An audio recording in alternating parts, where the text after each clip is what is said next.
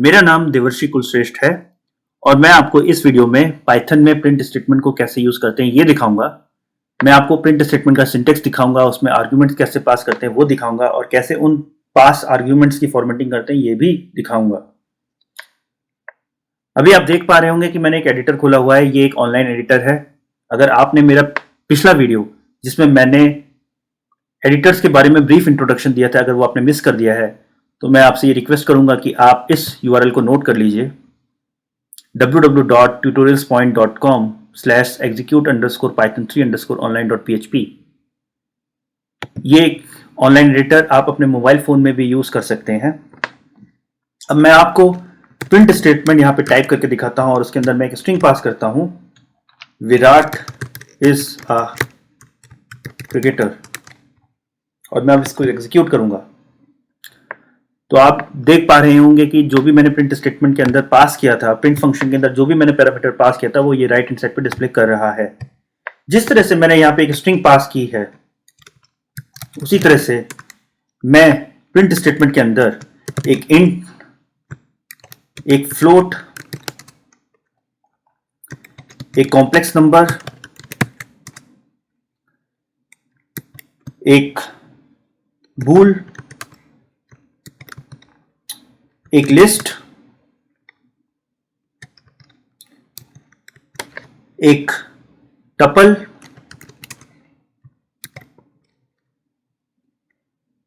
एक सेट, एक डिक्शनरी पास करके दिखाऊंगा। तो अभी मैंने प्रिंट स्टेटमेंट में इंट से शुरू करता हूं और यहां पे एक इंटीजर वैल्यू 25 डिस्प्ले कराता हूं। उसके बाद मैं एक फ्लोट वैल्यू, अभी के लिए मैं मान यूज कर लेता हूं 4.25, वो यूज करता हूं। फिर मैं एक कॉम्प्लेक्स नंबर को प्रिंट कराता हूं जो कि है 1 + 2j। फिर मैं एक बूल को प्रिंट कराता हूं जो कि है ट्रू। फिर मैं एक लिस्ट को प्रिंट कराता हूं। अभी के लिए मैं एक लिस्ट ऑफ इंटीजर्स ले रहा हूं जो कि है 4, 9 and 10। फिर मैं प्रिंट में पैरामीटर में एक टपल को पास करता हूं जो कि सेम है एज जो मैंने लिस्ट यूज की थी। उसके अंदर मैं बाद प्रिंट में मैं एक सेट को पास कराता हूं जिसके लिए मुझे कर्ली ब्रैकेट्स में वैल्यू पास करनी है और इस वक्त भी मैं सेम वैल्यूज यूज करता हूं।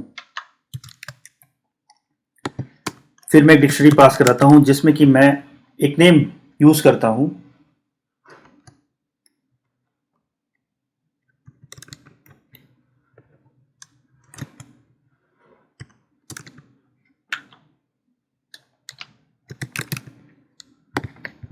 और अब इन सारी स्टेटमेंट्स को मैं एक साथ एग्जीक्यूट कराता हूं। तो आप देख पा रहे होंगे कि जो भी मैंने वैल्यूज यहां पास की थी वो यहां पे डिस्प्ले हो रही हैं। अभी तक मैंने आपको जो भी एग्जांपल दिए थे उसमें जो भी वैल्यूज थी वो हार्ड कोड हो रही थी, पर ऐसा भी कंडीशन हो सकती है जिसमें कि पार्शली या फिर कंप्लीटली वैल्यू जो हम प्रिंट कराना चाहते हैं वो हार्ड कोड ना हो, वो कहीं से हमें मिले, जैसे कि कोई टेक्स्ट फील्ड जिसमें यूजर कुछ वैल्यू एंटर कर सकता है। इस चीज को मैं डिमॉन्स्ट्रेट करने के लिए आपको एक वेरिएबल डिक्लेयर करता हूं जिसका नाम रख रहा हूं प्लेयर नेम। उसमें अभी के लिए मैं विराट असाइन करता हूं। अब इस प्लेयर नेम को इस प्रिंट स्टेटमेंट में दिखाने के हमारे पास 2-3 तरीके हैं। पहला तरीका है स्ट्रिंग कॉन्केटेनेशन, जिसमें हम एडिशन ऑपरेटर यूज करेंगे। अब मैं प्रिंट फंक्शन के अंदर player name plus is a cricketer use कर रहा हूं और अब मैं इसको एग्जीक्यूट करूंगा। अब आप देख पा रहे होंगे कि जो मैंने यहाँ प्लेयर नेम वेरिएबल यूज किया था वो अभी इस स्ट्रिंग में ऐड हो गया है और यहाँ पे पूरी स्ट्रिंग दिखाई दे रही है, विराट इज अ क्रिकेटर। इस अप्रोच का एक इशू ये हो सकता है कि मान लीजिए अगर हम कोई इंटीजर वैल्यू इस स्ट्रिंग में अपेंड करना चाहते थे तब ये एरर देगा। मैं आपको दिखाता हूं।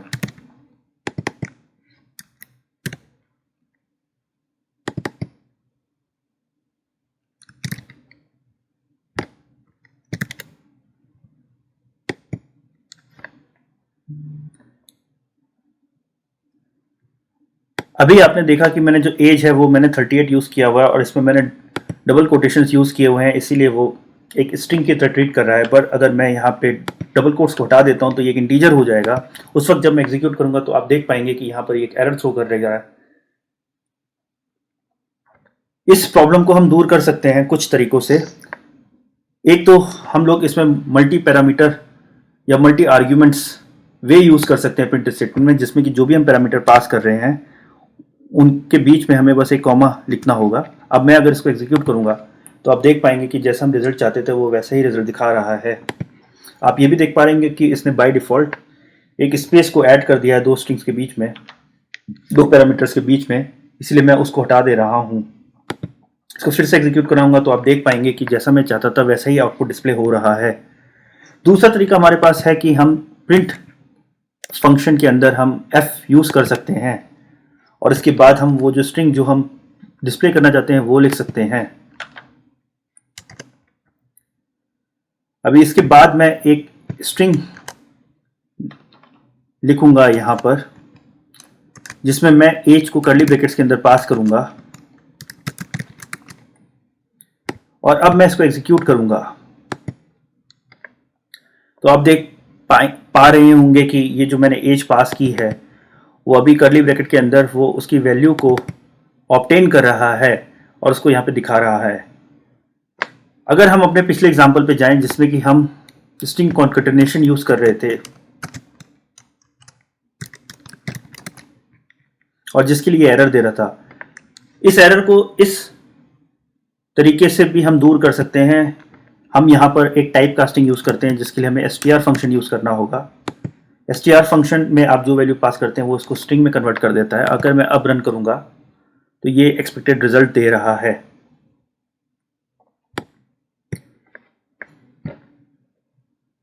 अभी मैं इसमें मल्टी आर्ग्यूमेंट एग्जाम्पल को ही एक्सटेंड करता हूं, तो इसमें मैं आपको ये बताना चाहूंगा कि अभी इसने जो स्ट्रिंग अपेंड की थी या फिर जो स्ट्रिंग कॉन्कैटिनेट की थी या फिर जो भी इसने कंप्लीट स्ट्रिंग यहाँ पर दिखाई थी वो एक स्पेस सेपरेटेड थी। अगर आप चाहें तो उस सेपरेटर को चेंज कर सकते हैं।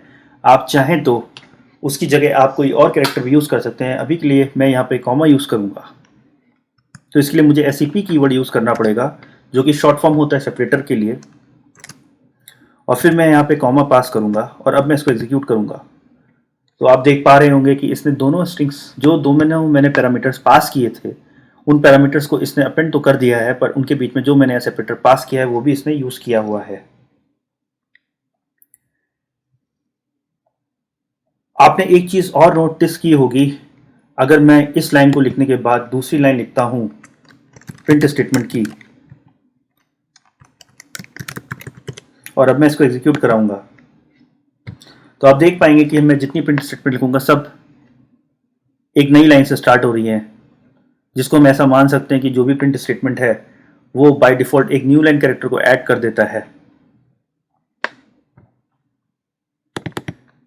आप चाहें तो इसको अवॉइड कर सकते हैं। आप चाहें तो ये दोनों प्रिंट स्टेटमेंट्स है वो सेम लाइन में आ सकती हैं अगर आप पहली प्रिंट स्टेटमेंट के एंड में ये स्पेसिफाई कर दें कि जो दूसरी स्ट्रिंग आएगी वो आप प्रिंट स्टेटमेंट आएगी वो आप कैसे डिस्प्ले करना चाहते हैं। बाय डिफ़ॉल्ट वो न्यू लाइन कैरेक्टर लेता है, बट अगर आप एक्सप्लिसिटली कोई और कैरेक्टर यूज़ करते हैं जैसे कि डॉट, तो इस केस में जो दूसरी स्टेटमेंट आएगी वो आपकी सेम लाइन पर आएगी और वो दोनों स्टेटमेंट्स प्रिंट स्टेटमेंट्स आपकी डॉट से सेपरेटेड होगी।